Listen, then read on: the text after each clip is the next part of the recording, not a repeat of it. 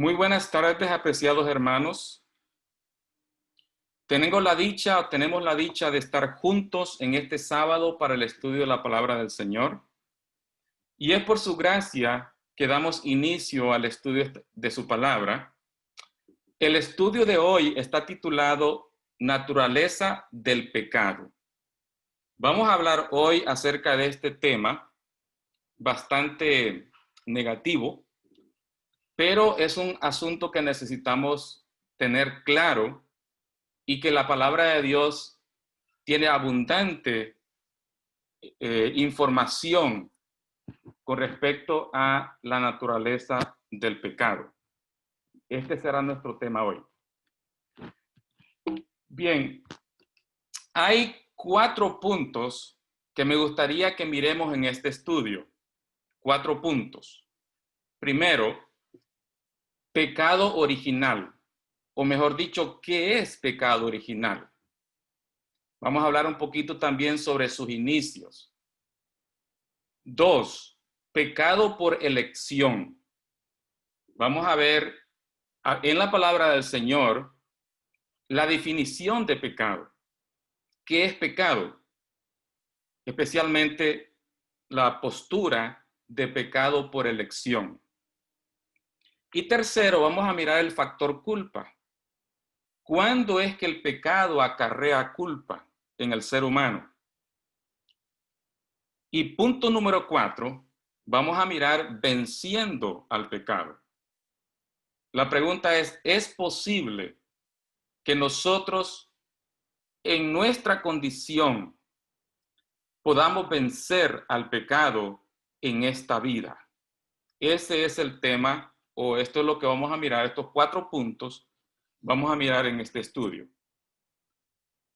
Primero, veamos un poquito sobre pecado original. ¿Qué es pecado original o qué es esa doctrina del pecado original? Vamos a ver sus inicios, un poquito de historia. Pecado original, voy a leer aquí de esta enciclopedia, la Enciclopedia Británica. Dice así: pecado original en la doctrina cristiana, la condición o estado de pecado en el que nace cada ser humano. También el origen, es decir, la causa o fuente de este estado. Tradicionalmente, el origen se ha atribuido al pecado del primer hombre, Adán, que desobedeció a Dios al comer del fruto prohibido del conocimiento del bien y del mal, y en consecuencia transmitió su pecado y culpa por herencia a sus descendientes. En esta enciclopedia se nos dice que la doctrina del pecado original enseña que el pecado es un estado, es decir, una persona se encuentra en estado de pecado por naturaleza, y que ese estado lo heredamos, o esa condición la heredamos de Adán, del primer pecado cometido en esta tierra. Heredamos no solamente el estado de pecado por naturaleza, sino que también heredamos obviamente también su culpa. Esto es lo que enseña la doctrina del pecado original. Veamos otro escrito. Esta es ahora una enciclopedia católica que se conoce como Wiki. Es una enciclopedia electrónica. Dice: el pecado original no es un acto, sino, como ya se explicó, un estado. Además, el pecado ya existe en el alma aún antes del uso de razón, según los contenidos de la tradición sobre el bautismo de niños y el pecado contraído por generación. Esto dice la enciclopedia católica Wiki. Dice, también confirma lo que ya leímos en la enciclopedia británica, que pecado, o mejor dicho, el pecado original es un acto, perdón, no es un acto, sino un estado, una condición, y que la persona ya es pecadora aún antes de que tenga uso de razón, es decir, al momento de nacer, cuando es un infante todavía, ya es un ser pecador porque recibe o hereda de sus padres la naturaleza caída que se conoce como pecado. Eso es lo que enseña el pecado original, la doctrina del pecado original. Otra enciclopedia, una muy famosa, Wikipedia, dice: el pecado original, también llamado pecado ancestral, es una doctrina cristiana del estado de pecado en el cual se halla la humanidad cautiva como consecuencia de la caída del hombre, originado por la rebeldía de Adán y Eva en el jardín del Edén. Es decir, el pecado de la desobediencia al consumir del árbol del conocimiento del bien y del mal. Dicho estado de pecado sería transmitido a toda la humanidad y consistiría en la privación de la santidad y de la justicia originales, las cuales Adán y Eva poseían en un principio antes de comer del fruto prohibido. Una vez más, este es el tercer testigo que confirma que el pecado, o mejor dicho, la doctrina del pecado original, es un estado o una condición, no una acción, no una decisión, sino más bien un estado que todos heredamos en el momento de nacer. Eso se conoce como pecado original. Bien, ¿dónde se inició esta idea? Está en la palabra de Dios. Enseñaron esta doctrina a los discípulos. Lo enseñaron los profetas. ¿Lo creía el pueblo de Dios? Bueno, ¿dónde se origina? En realidad, esta idea o esta doctrina se origina en el segundo siglo de la era cristiana. Voy a leer aquí: el concepto del pecado original fue originalmente concebido en el siglo II por Irineo, obispo de Lyon, y su controversia con algunos gnósticos dualistas. En su controversia con estos gnósticos dualistas, él desarrolla la idea del pecado original, la doctrina del pecado original. Otros padres eclesiásticos como Agustín, o mejor conocido San Agustín de Hipona, en el cuarto siglo, en la mitad o la segunda mitad del cuarto siglo, también desarrollaron la doctrina. En realidad, San Agustín fue el que le dio fama, o el que la publicó mayormente en el siglo IV, la doctrina del pecado original. Y luego fue adoptada por la Iglesia en los diferentes concilios, fue confirmada en el Concilio de Trento, fue confirmada como la doctrina oficial de la Iglesia Universal, de la Iglesia Católica. Y esa es la doctrina que se sostiene hoy por el catolicismo, en la doctrina del pecado original, donde todos los seres humanos nacen en una condición de pecado, es decir, su naturaleza es pecado, y por lo tanto heredan también, como heredan la naturaleza, heredan también la culpa de sus padres, en este caso especialmente del pecado del inicio, el pecado original de Adán y Eva. Bien, hablemos un poco ahora sobre el pecado por elección. El pecado por elección. También necesitamos leer o estudiar sobre este punto. Veamos, ¿qué es pecado por elección? El pecado por elección esta doctrina enseña que nosotros no somos pecadores, sino hasta que decidimos pecar en base de conocimiento. Es decir, pecado es la transgresión de la ley de Dios. Y esa transgresión, cuando tenemos conocimiento de ella, se atribuye de parte de Dios culpa al pecador cuando éste transgrede la ley de Dios. Veamos qué nos dice la palabra de Dios con respecto a esta enseñanza. ¿Qué es definición de pecado en la Biblia, bíblicamente hablando? Primera de Juan, capítulo 3, el verso 4, es un verso muy conocido entre nosotros, los adventistas. Dice, cualquiera que comete pecado traspasa también la ley. Pues el pecado es transgresión de la ley. De acuerdo a la palabra de Dios, la definición de pecado es la transgresión de la ley de Dios. Eso es pecado. Y interesante porque en la palabra de Dios no encontramos ninguna otra definición.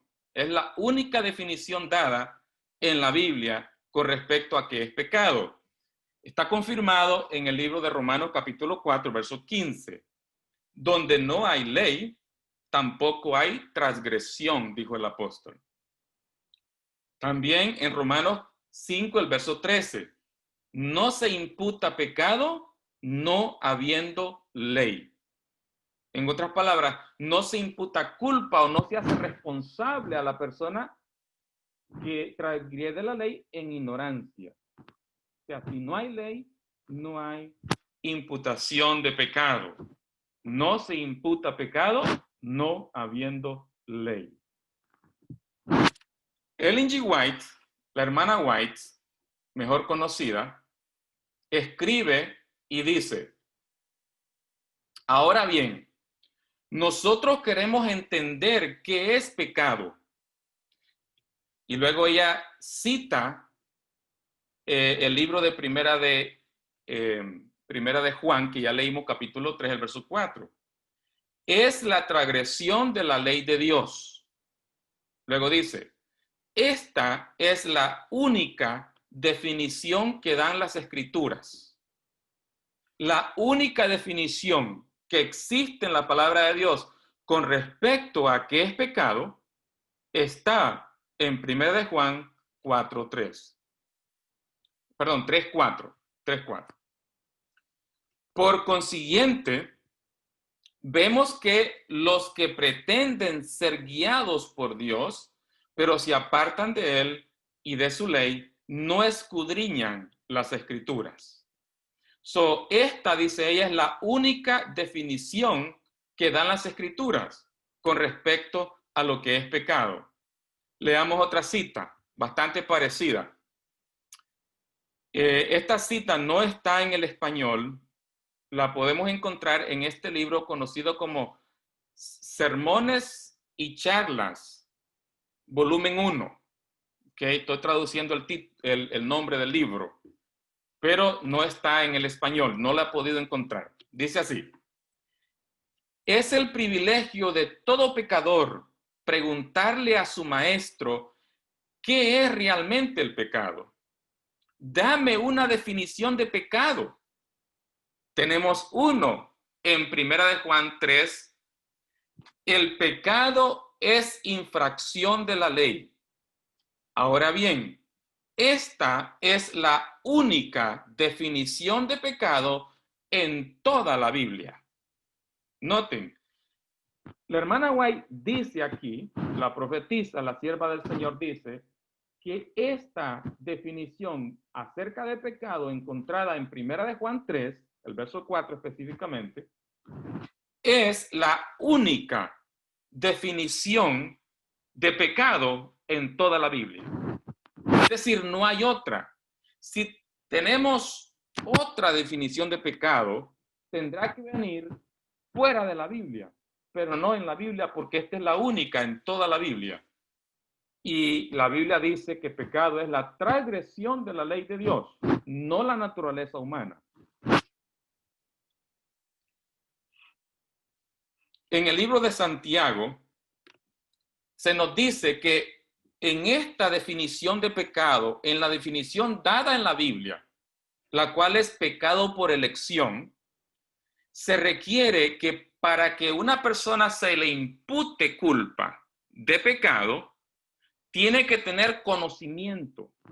Es decir, tiene que conocer acerca de la ley, tiene que conocer acerca de lo que es bueno y lo que es malo y decide hacer lo malo.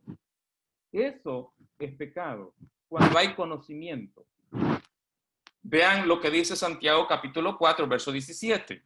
Así que al que sabe hacer lo bueno y no lo hace, le es pecado. Es al que sabe, al que conoce, al que tiene luz, es que se le imputa culpa cuando hay transgresión de la ley de Dios. Es un factor muy importante. Es decir, se necesita conocimiento. Romanos capítulo 7, el verso 7. ¿Qué diremos entonces? ¿Es pecado la ley? En ninguna manera. Al contrario, yo no hubiera conocido el pecado a no ser por la ley. Porque no conociera la codicia si la ley no dijera, no codiciarás.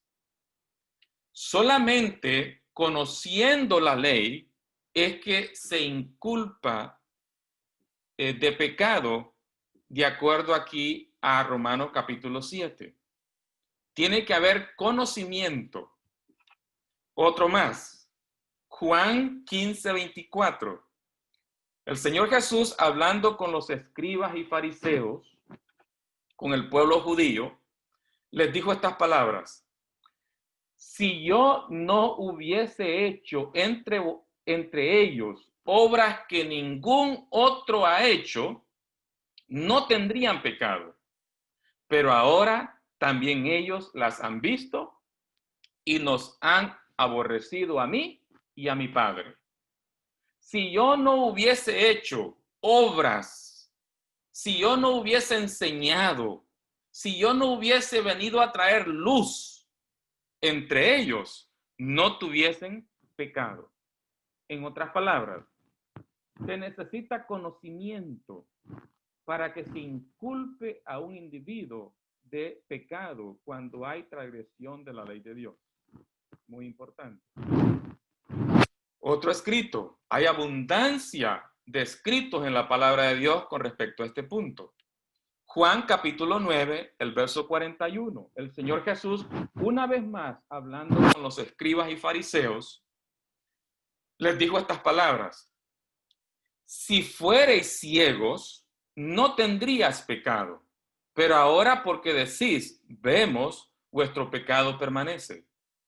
En otras palabras, la palabra ciego aquí es un símbolo de ignorancia. En otras palabras, diría así: si fuerais ignorantes, no tendríais pecado. Pero ahora decís, vemos, es decir, conocemos, vuestro pecado permanece. Lo que hace que el pecado permanezca con culpa en un individuo es el conocimiento de la verdad y el apartamiento de la verdad, aún conociendo lo que es verdad. Mateo capítulo 11, en el verso 23 y el verso 24, dice: y tú, Capernaum, por cierto, Capernaum era el centro del trabajo del Señor Jesús. En Capernaum el Señor trajo mayor luz, mayor conocimiento que ningún otro pueblo. Era el centro de su trabajo, de su obra, de sus milagros, de su enseñanza. Vean lo que dice: y tú, Capernaum, que hasta el cielo eres levantada, hasta el infierno serás abatida, dicen otras versiones. Porque si en Sodoma hubiesen sido hechos los milagros hechos en ti, habría permanecido hasta el día de hoy. Por tanto os digo que en el día del juicio será más tolerable el castigo para la tierra de Sodoma que para ti. ¿Por qué? ¿Por qué el castigo es más tolerable o será más tolerable para la ciudad de Sodoma, la ciudad corrompida de Sodoma, la ciudad pervertida en todos los sentidos, moralmente especialmente? ¿Por qué Sodoma sería menos castigada o será menos castigada que Capernaum? Porque Capernaum recibió más luz. Y entre más luz, más grande es la luz que tenemos, es más grande nuestro pecado cuando rechazamos esa luz. Cuando hacemos contrario a la verdad, a la luz del Evangelio. Por eso, Sodoma, o mejor dicho, Capernaum, estará en mayor culpabilidad delante del trono de Dios que Sodoma. Juan capítulo 3, el verso 19. Vean, ¿dónde está la condenación?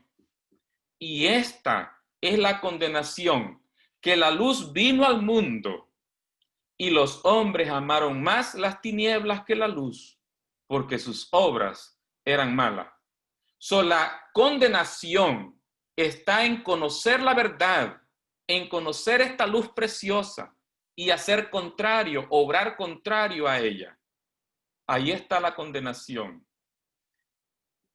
Tenemos una gran cantidad de escritura que le da peso a este punto que hemos traído. Ahora veamos otro punto importante. Veamos el factor culpa. Hablemos de la culpa. Un poquito más detallado. Ya miramos un poco. Vamos a mirarlo un poco más detallado. ¿Cuándo es que hay culpa? ¿Acarrea culpa el pecado de ignorancia? El pecado en ignorancia, aun cuando esta sea la transgresión de la ley de Dios, porque esa es la única definición que tenemos en toda la Biblia. Vean lo que dice en el libro de Hechos, capítulo 17, el verso 30. Por tanto, habiendo pasado por alto los tiempos de ignorancia, Dios declara ahora a todos los hombres en todas partes que se arrepientan. Es decir, mientras estamos en tiempo de ignorancia, el Señor pasa por alto el pecado, la transgresión de la ley. Conociendo, entonces Él manda que nos arrepintamos. Es decir, si hay culpa, una vez que hay conocimiento, hay que buscar el arrepentimiento de Dios. El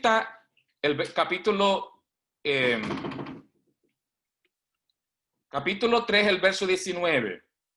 Y esta es la condenación, que la luz vino al mundo y los hombres amaron más las tinieblas que la luz, porque sus obras eran malas. Miramos aquí que la condenación está en tener la luz y apartarse de ella. Allí hay condenación. Veamos lo que dicen los escritos de la hermana White. Confirma la profetisa del pueblo de Dios remanente, del remanente pueblo de Dios. Veamos. Esto está en el libro Testimonios para la Iglesia, el tomo 1, la página 112. Dice así: el ángel dijo, si se recibe luz y esa luz se pone de lado o se rechaza, entonces viene la condenación y el desagrado de Dios. Pero antes que se reciba la luz, no hay pecado, porque no hay luz que ellos puedan rechazar. Veamos aquí claramente, si no hay luz, no hay pecado, porque no hay luz que se pueda rechazar. Dice ahí, pero antes que se reciba la luz, no hay pecado, porque no hay luz que ellos puedan rechazar. Claramente. Otro escrito. Bueno, esto está en el libro de Génesis, capítulo 20. Y esta experiencia es bien interesante porque esta es la experiencia de del patriarca Abraham. Abraham buscó refugio en tiempo de dificultad en Canaán, fue a una ciudad de un rey llamado Abimelech. Llegó allá buscando refugio mientras pasaba el problema en Canaán. Pero antes de llegar hizo un convenio con su esposa. Su esposa era una mujer muy hermosa y él tenía miedo de que lo mataran a él por tomar a su esposa.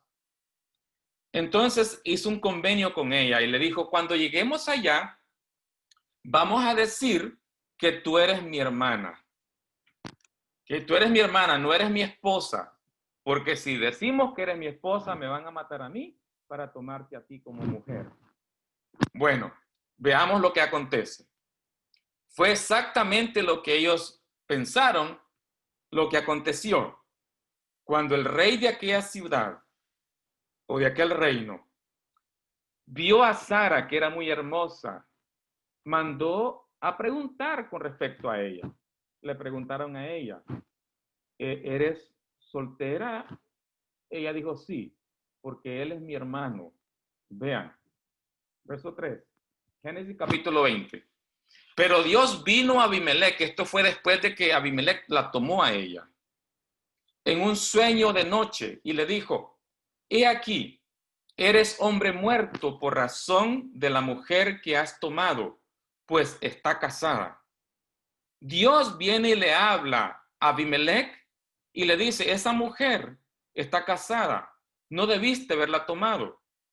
Verso 4, mas Abimelech no se había acercado a ella y dijo, Señor, ¿destruirás a una nación aunque sea inocente? En otras palabras, él está hablando de sí mismo. ¿Vas a destruirme cuando soy inocente? ¿Por qué era inocente Abimelech? Porque él no sabía que la mujer que había tomado estaba casada. Él pensó que estaba soltera. Por lo tanto, él dijo, puedo casarme con ella. Pero vean cómo le responde el Señor a esa pregunta. No me dijo él, está hablando todavía Abimelech, no me dijo él mismo, es mi hermana, y ella también dijo, es mi hermano. En la integridad de mi corazón y con manos inocentes, yo he hecho esto. Es decir, yo tomé a esta mujer pensando, no sabiendo que era casada. Yo no lo sabía. En la integridad de mi corazón y con manos inocentes he hecho esto. ¿Qué le responde Dios? Entonces Dios le dijo en el sueño, sí, en otras palabras, está afirmando lo que él dijo. Yo sé que en la integridad de tu corazón has hecho esto, es decir, en tu inocencia. Y además, yo te guardé de pecar contra mí, por eso no te dejé que la tocaras. Y ahora pues, devuelve la mujer al marido, porque él es profeta y orará por ti, y vivirás. Mas si no la devuelves, sabe que de cierto morirás tú y todos los tuyos. Ahora que tú ya sabes que esa mujer es casada y no la devuelves, ahora sí, vas a ser destruido, vas a ser castigado. ¿Qué es lo que se castiga? La culpa, la culpabilidad. Una vez más, el conocimiento es esencial para que haya culpa en la transgresión de la ley. Leamos lo que dice la hermana White. En Obreros Evangélicos, en la página 170, ella dice esto. La luz pone de manifiesto y corrige los errores escondidos en las tinieblas. Y al aparecer ella, es decir, la luz, la vida y el carácter de los hombres debe cambiar de una manera correspondiente para estar en armonía con ella, con la luz. Los pecados que eran una vez pecados de ignorancia, debido a la ceguera de la mente, no pueden ya ser practicados sin culpa.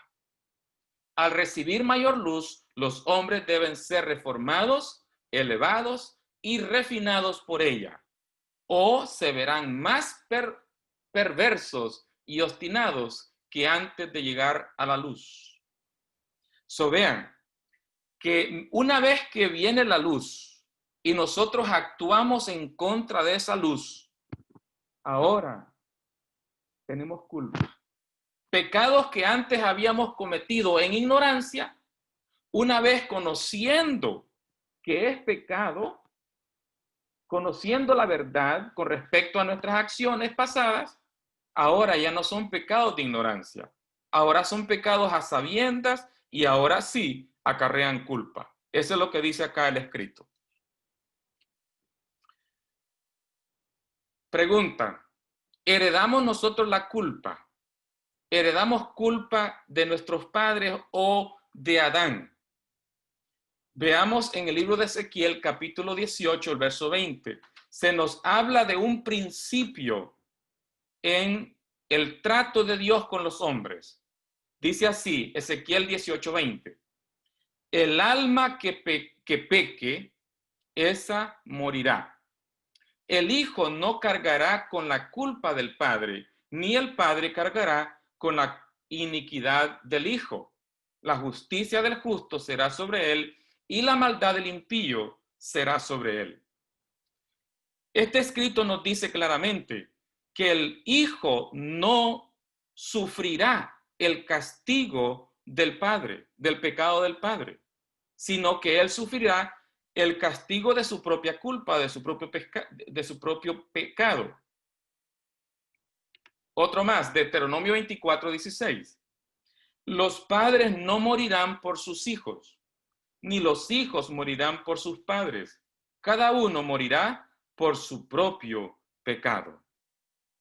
No, nosotros no acarreamos culpa, de acuerdo a la palabra de Dios, de nuestros padres, sino hasta que nosotros participamos con conocimiento los pecados que ellos practicaban o que ellos practican, nosotros los hacemos también, entonces acarreamos culpa. Vean lo que dice el espíritu de profecía. Voy a leer en el libro Patriarcas y Profetas, la página 313. Es inevitable que los hijos sufran las consecuencias de la maldad de sus padres, pero no son castigados por la culpa de sus padres, a no ser que participen de los pecados de estos. Sin embargo, generalmente los hijos siguen los pasos de sus padres. Por la herencia y por el ejemplo, los hijos llegan a ser partícipes de los pecados de sus progenitores. Las malas inclinaciones, el apetito pervertido y la moralidad depravada, además de las enfermedades y la degeneración física, se transmiten como un legado de padres a hijos hasta la tercera y cuarta generación. Este escrito es contundente. Claramente dice que nosotros no somos culpables, no heredamos la culpa de nuestros padres hasta que nosotros practicamos esos pecados que ellos practican. Entonces, somos culpables de esos pecados. ¿Ok? Pero de ellos heredamos inclinaciones, debilidades morales. Estas cosas las heredamos, pero no tienen culpa hasta que nosotros llegamos a satisfacer o llegamos a elegir pecar, a elegir satisfacer esas inclinaciones en nuestra vida. Entonces llegamos a ser culpables, de acuerdo a este escrito. Vemos aquí dos puntos muy importantes. Del pecado se desprenden dos factores muy importantes. Uno, del lado izquierdo en su pantalla, tenemos las consecuencias del pecado, como la enfermedad, la angustia, la muerte temporal y otras cosas se reciben por herencia, pero no tienen culpa. Es decir, la persona que hereda la enfermedad, las debilidades, la angustia, incluso la muerte, no es por la culpa o no tienen culpa en los pecados de los padres, aunque hayan heredado todas estas cosas. Pero del lado derecho tenemos el pecado acarrea culpa en base de conocimiento. Y como hay culpa, también hay muerte eterna, es decir, el pago por esa culpa. Pero es hasta que la persona ha violado la ley de Dios en base del conocimiento de esa ley. Leamos algunos versos, ya los leímos, vamos a repetirlos. Romanos capítulo 8, verso 1. Por consiguiente, no hay ahora condenación para los que están en Cristo Jesús. Para los que están en Cristo no hay condenación. ¿Dónde ubicamos nosotros este escrito? ¿Del lado de izquierdo o del lado derecho? ¿Del lado de las consecuencias o del lado de la culpa? ¿Dónde lo ubicamos? El que está en Cristo, el que ha recibido al Señor Jesús como su Salvador personal y ha depositado su confianza en Él, su confianza de salvación.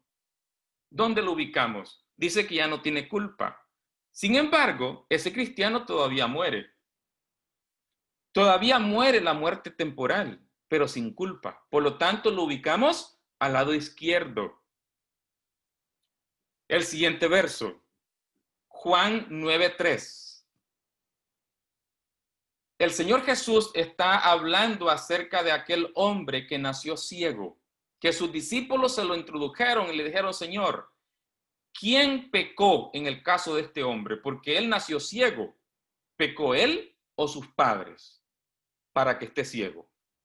Él dijo, ni este pecó, ni sus padres, ni uno de los dos, ni él ni sus padres. O sea, no hay culpa, sino que está ciego para las obras de Dios. Perdón, para que las obras de Dios se manifiesten en él. Este hombre estaba sufriendo angustia por la ceguera física, pero estaba sufriendo no por algún pecado suyo.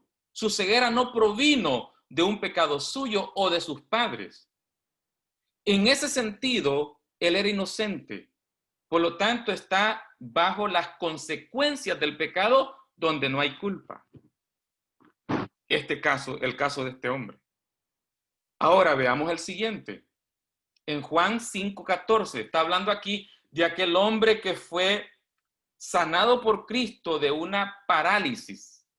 El hombre estaba paralítico 38 años en esa condición. Jesús lo sanó y después que lo mira más tarde le dice estas palabras. El verso Juan, el libro de Juan, capítulo 5, verso 14. Le dice el Señor, mira, has sido sanado. No peques más para que no te suceda algo peor. Este hombre estaba sufriendo por la culpabilidad de su propio pecado. Ese lo ubicamos al lado derecho, en la columna del lado derecho. Este sí era culpable de lo que estaba, de su propio sufrimiento, culpable de pecado. Ok, espero que haya quedado claro. Veamos el último punto en esta presentación. Y es que si el pecado, de acuerdo a la Biblia, es la transgresión de la ley en base de conocimiento, ¿podremos nosotros vencer al pecado? ¿Será que se puede vencer al pecado en esta condición, en esta vida? ¿Podremos vencerlo? Bueno, si el pecado es por elección, nosotros elegimos pecar, no heredamos el pecado o la culpa, sino que elegimos pecar. Entonces, ¿será que se puede vencer al pecado? Dentro de este marco, vamos a mirar los siguientes escritos.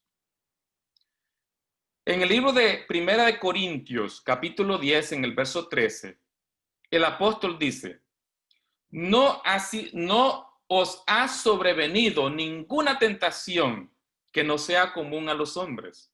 Y fiel es Dios, que no permitirá que vosotros seáis tentados más allá de lo que podáis soportar, sino que con la tentación proveerá también la vía de escape, a fin de que podáis resistirla. El apóstol dice que para toda tentación, el Señor proveerá poder para que nosotros escapemos de la caída en pecado. Por lo tanto, si nosotros nos aferramos al poder de Dios, cuando viene la tentación, en toda tentación, el Señor dará una vía de escape para no caer en pecado. De acuerdo a ese escrito, podemos vencer al pecado cuando todavía está en su fase de tentación, obviamente. Veamos. Otro escrito. Segunda de Corintios, capítulo 10, el verso 5. Derribando argumentos y toda altivez que se levanta contra el conocimiento de Dios y trayendo cautivo todo pensamiento a la obediencia de Cristo. Dice que los pensamientos pueden ser llevados cautivos a la obediencia. ¿Ya pensaron que no pequemos ni siquiera con el pensamiento? Porque aquí dice el apóstol que es posible con el poder de Dios, no con nuestro poder, sino con el poder de Dios. Es posible llevar cautivo todo pensamiento a la obediencia de Cristo. Ni con la mente el hombre pudiera pecar si se aferra al poder de Dios, si decide por Dios, decide elegir a Dios en ese momento de tentación. El apóstol Juan, en su primera carta, capítulo 3, el verso 7, dice estas palabras: hijitos, nadie os engañe. El que hace justicia es justo como también él es justo. El que hace pecado es del diablo, porque el diablo peca desde el principio. Para esto apareció el Hijo de Dios, para deshacer las obras del diablo. Todo aquel que es nacido de Dios no peca, porque su simiente permanece en él y no puede pecar porque es nacido de Dios. Este escrito es contundente, es claro. ¿Quién puede negar esto? De acuerdo a este escrito, si la simiente de Dios, ¿cuál es la simiente de Dios? Es el Señor Jesús, es el Hijo de Dios, la simiente de Dios. Permanece en nosotros. La imposibilidad está en querer pecar, en buscar pecar. No habrá forma de pecar. Con Cristo en el corazón no se puede pecar. Hay una imposibilidad de pecar. Sin Cristo hay una imposibilidad de dejar de pecar. Pero con Cristo la imposibilidad está en cometer pecado. No se puede. Dice ahí, y no puede pecar porque es nacido de Dios. Porque la simiente de Dios, que es Cristo, está en él. Contundente escrito. En el libro de Judas, capítulo 1, el verso 24. Y aquel que es poderoso para guardaros sin caída y presentaros sin mancha delante de su gloria con gran alegría. Dios, hablando de Cristo, es poderoso para guardaros sin caer en pecado. Si no caemos en pecado, significa que no hay, significa que hemos vencido al pecado. Pero ¿quién es el que da el poder? Cristo. Él es el poderoso. Nosotros no tenemos poder. Él tiene el poder. Otro escrito. Efesios 5:25, hablando de la iglesia entera, no un individuo, no uno, dos, toda la iglesia. Cristo amó a la iglesia y se entregó a sí mismo por ella, para santificarla, limpiándola en el lavamiento del agua por la palabra, para presentarla gloriosa para sí, una iglesia que no tuviese mancha, es decir, mancha de pecado, ni arruga, ni cosa semejante, sino que fuese santa y sin mancha. La iglesia de Cristo, un grupo de cristianos, seguidores de Cristo. Apocalipsis capítulo 14, el verso 4, hablando de los 144,000. Escuchen lo que dice la palabra de Dios. Estos son los que no fueron contaminados con mujeres, porque son vírgenes. Estos son los que siguen al Cordero por donde quiera que va. Estos fueron redimidos de entre los hombres por primicias para Dios y para el Cordero. Y en sus bocas no fue hallado engaño, porque ellos son sin mácula. En otras versiones dice sin mancha, delante del trono de Dios. Delante de su trono están sin mancha, sin mácula. ¿Dónde consiguieron la victoria sobre el pecado? ¿En qué momento? ¿En la tierra? ¿Mientras vivían en esta tierra? ¿O cuando fueron al cielo? Veamos lo que dice la hermana White. Conflicto de los siglos. La página 421. Los que vivan en la tierra cuando cese la intercesión de Cristo en el santuario celestial. Hablando de los 144,000, Repito, los que vivan en la tierra cuando cese la intercesión de Cristo en el santuario celestial deberán estar en pie en la presencia de Dios, santo y sin mediador. Sus vestiduras deberán estar sin mácula, sus caracteres purificados de todo pecado por la sangre de la aspersión. Por la gracia de Dios y sus propios diligentes esfuerzos deberán ser vencedores en la lucha con el mal.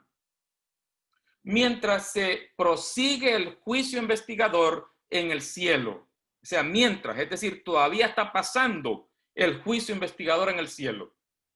Mientras se prosigue el juicio investigador en el cielo, mientras que los pecados de los creyentes arrepentidos son quitados del santuario, debe llevarse a cabo una obra especial de purificación. Es decir, purificación en el cielo del santuario y purificación en el pueblo. Repito la parte más importante allí.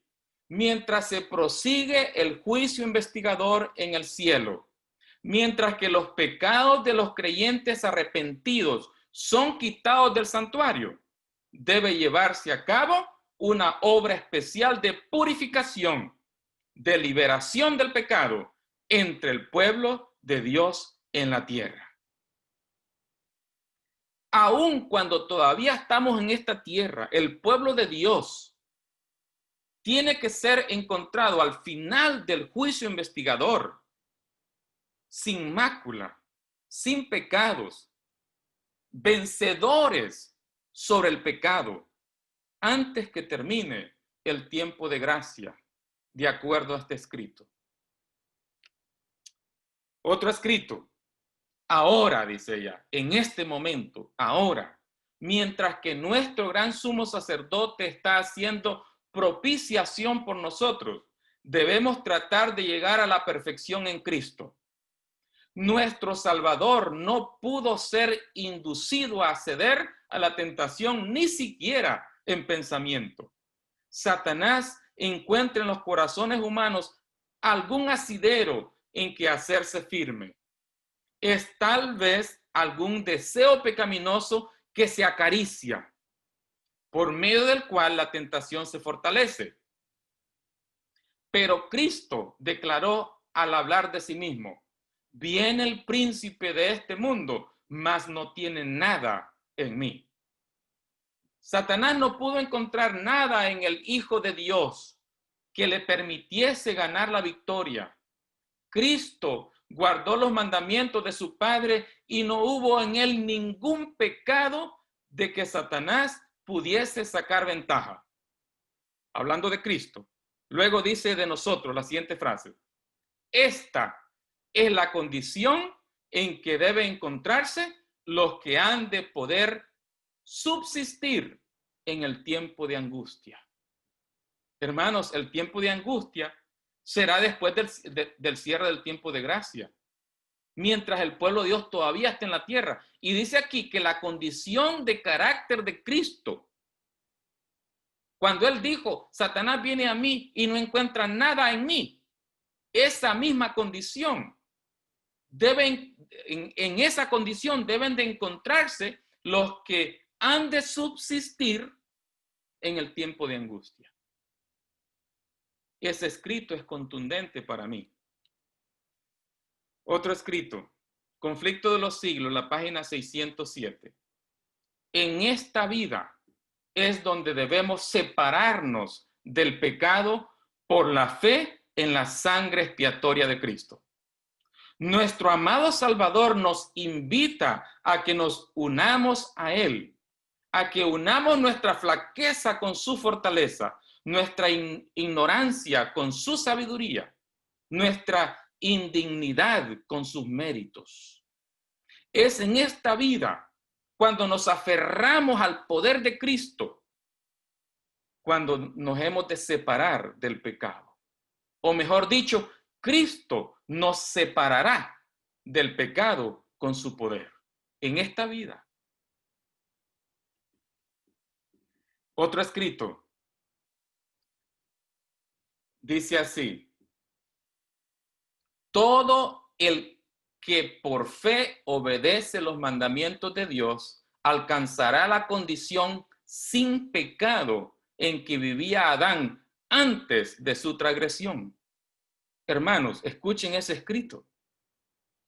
Todo el que por fe obedece los mandamientos de Dios alcanzará la condición sin pecado en que vivía Adán antes de la transgresión.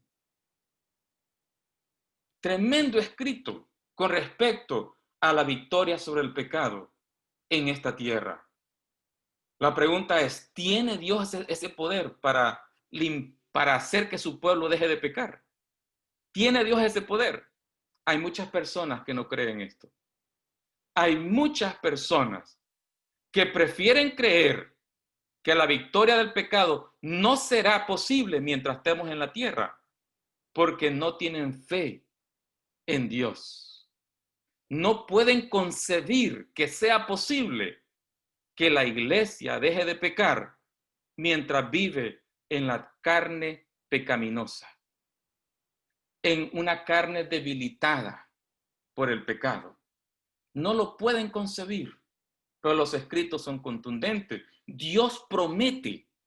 La pregunta es, ¿nos aferraremos a esa promesa? ¿Seremos capaces de creer esa promesa? Leamos el último escrito, me parece que este es el último. Dice así: nuestro Salvador no requiere lo imposible de ningún alma. Cristo no te va a pedir nada que sea imposible, nada que Él no pueda hacer en ti. Nuestro Salvador no requiere lo imposible de ninguna alma.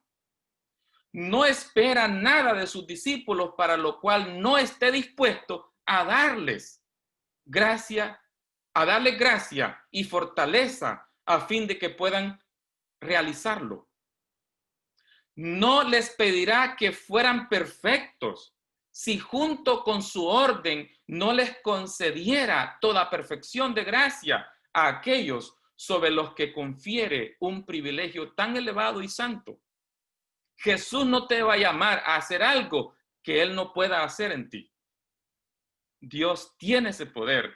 Por eso dijo el apóstol Judas, a aquel que es poderoso para guardaros sin caída y presentaros sin mancha ante su trono.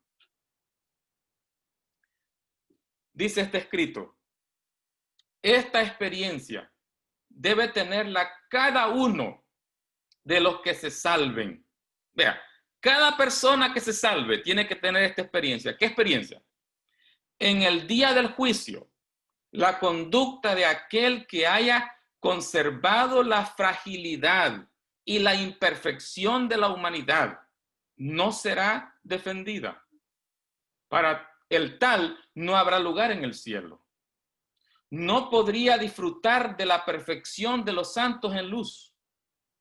El que no tiene suficiente fe en Cristo para creer que Él puede guardarlo del pecado, no tiene la fe que le dará entrada en el reino de Dios.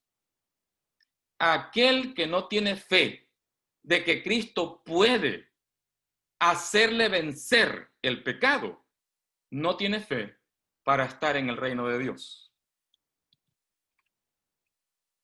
Otro escrito más, deseado toda la gente, en la página 625. La misma imagen de Dios se ha de reproducir en la humanidad. El honor de Dios, el honor de Cristo están comprometidos en la perfección del carácter del pueblo de Dios. Noten, el mismo honor de Dios está comprometido. El honor de Cristo está comprometido en la perfección del carácter cristiano en el pueblo de Dios. Porque Él ha prometido, y si Él no puede cumplir esa promesa, su nombre está comprometido, su honor está comprometido. Porque Él ha prometido, no tú no puedes. Dios puede hacerlo en ti. Dios tiene ese poder para lograr lo que para nosotros es imposible. Si tan solo nos aferramos por la fe en Cristo Jesús, en el que es poderoso para guardaros sin caída. Oh, hermanos, qué promesa. Qué promesa para aferrarnos a ella y decirle al Señor con todo el corazón, Señor, yo creo lo que has prometido. Realiza en mí lo imposible, lo que es imposible para mí. Hazlo, Señor. Yo me entrego a ti día con día, momento tras momento en mi vida, para que tú realices esa obra en mí. Y entonces, Él la hará. Su honor, su nombre está comprometido. Si Él no lo logra, habrá fallado Dios. Dios habrá fallado y hasta ahora no ha fallado. Nunca ha fallado. Hermano, ¿crees esto? Difícil de creer, ¿verdad? Pero es una verdad. Que el Señor te dé gracia. Que el Señor te dé la fe. Que el Señor nos dé la fe que necesitamos para aferrarnos a esta promesa de que Él hará lo imposible en nuestras vidas. Este es mi deseo y mi oración. Amén. Voy a hacer una oración en este momento. Inclinemos nuestro rostro. Nuestro Señor y nuestro Padre, te agradecemos por tan maravillosas promesas en tu palabra. Nosotros no entendemos cómo tú harás esto. Yo no lo puedo concebir, no lo puedo entender, pero sí sé que tú eres capaz de hacer aquello que has prometido. Señor, obra en mi corazón, obra en el corazón de todos mis hermanos y de todo aquel que desea un día representar tu nombre dignamente en esta tierra y que desea la victoria de aquello que Dios odia, que es el pecado. Perdona, Señor, nuestra falta de fe y aumenta nuestra fe. Lo pedimos en el nombre del Señor Jesús. Amén. Amén.